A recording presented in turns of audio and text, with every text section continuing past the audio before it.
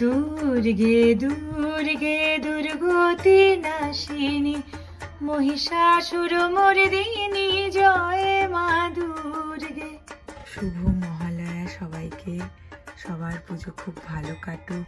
আর আমার মনে পড়ছে আমি মহালয়ার দিন কি করতাম, দুর্গা সাজতাম।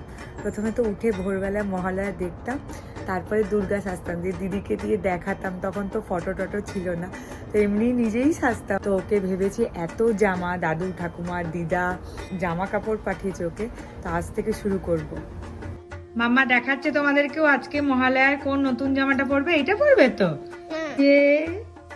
এইখানে আজকে মাম্মা নতুন ড্রেস পরেছে। সবাইকে মহালয়া বলে দাও। হ্যাঁ ময়না।